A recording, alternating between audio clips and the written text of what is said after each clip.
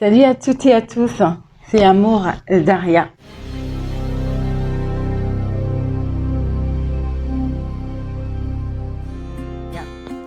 Le silence. Qui peut décrypter le silence sur un visage impassible qui ne laisse transpercer aucune émotion?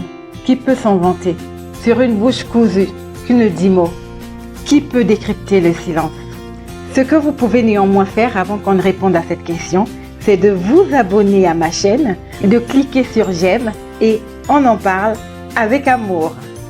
Merci et bienvenue sur ma chaîne. Il m'est arrivé à plusieurs reprises dans certaines situations, certaines circonstances de me taire simplement, de choisir de ne rien dire, d'opter pour le silence. Sur un visage impassible, qui peut décrypter le silence face à une situation, face à une provocation, pendant une discussion?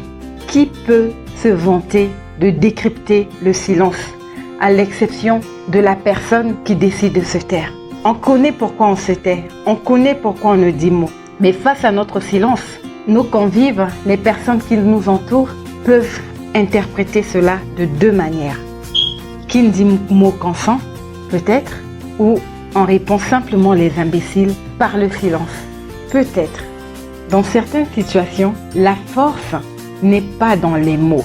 La force n'est pas dans les mots. Dans certaines situations, la force est dans le silence. Choisir simplement de ne pas dire quoi que ce soit. Choisir simplement de se taire.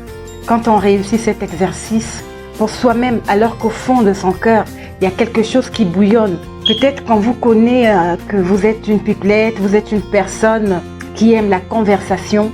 Et quand vous décidez de ne rien dire, de ne pas réagir, alors que ça bouillonne tout au fond de vous, et surtout quand vous subissez des attaques ou quand on vous agresse simplement, vous restez tranquille. Je ne parle pas de ces silences-là qui ont un lien avec la timidité. Parce qu'il y a des personnes silencieuses, il y a des gens qui sont simplement des taiseux. Je ne parle ni de taiseux, je ne parle ni de timide. Je parle du silence qui est un choix.